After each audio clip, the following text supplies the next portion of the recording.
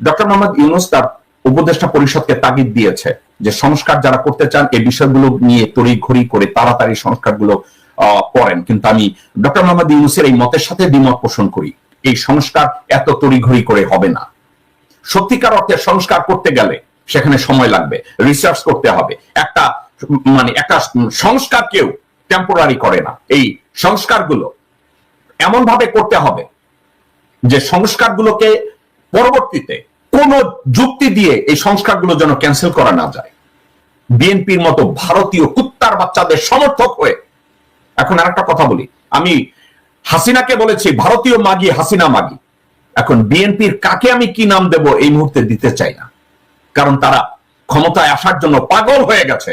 জনগণকে বাদ দিয়ে, জনগণের শক্তিকে অসম্মান করে, জনগণের মতামতকে প্রাধান্য না দিয়ে তারা ভারতের দাবেদারি পাওয়ার জন্য ভারতের পাচাটা শুরু করেছে, ভারতের মুদ খাওয়া শুরু করেছে, ভারতের বু খাওয়া শুরু করেছে বাংলাদেশ জাতীয়তাবাদী দল।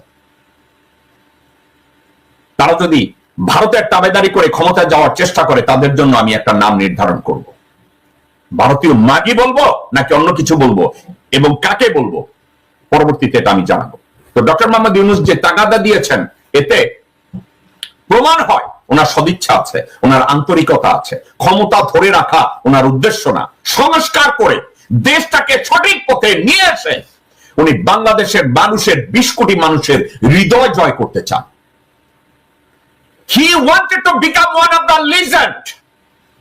ওনার সৎ উদ্দেশ্য আছে, ওনার যোগ্যতা আছে, ওনার দূরদৃষ্টি আছে, ওনার সততা আছে। এই জন্য উনি বাংলাদেশকে রিফর্ম করতে চান।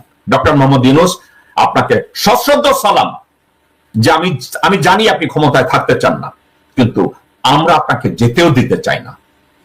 যেই মুহূর্তে আপনি থাকবেন না ডক্টর মোহাম্মদ ইউনূস, পঙ্গপালরা এসে আপনার যত সংস্কার আপনি করে গেছেন এই 84 বছর বয়সে, তারা 2 দিনে এগুলো ধ্বংস করে দেবে। তাড়াহুড়া করবেন না। আপনার যতদিন ওখানে থাকতে হয় থেকে সংস্কারগুলোর স্থায়ী রূপ দেন। আপনি স্থায়ী রূপ দেওয়ার আগে ডক্টর মোহাম্মদ ইউনূস, আপনাকে আমরা যেতে দিতে চাই না। দেশের 90% মানুষ আপনার জন্য রাস্তায় নেমে আসবে ডক্টর ইউনূস। দেশের 90% মানুষ আপনার জন্য রাস্তায় স্লোগান দেবে মিডনাইটে, আপনি যাতে না যান। আপনাকে আমরা যেতে দিতে চাই না। এত তাড়াহুড়া করবেন না, ঠান্ডা মাথায় সংস্কার করুন। আপনাদের সংস্কারের প্রপোজাল আসলে বিদেশি অ্যাডভাইজার নেন, কনসালটেন্ট নেন, তাদেরকে দিয়ে রিসার্চ করান এটাকে আমরা কিভাবে ইমপ্লিমেন্ট করব। শুধু সংস্কার কর্মসূচির থিওরিক্যাল সংস্কার দিলে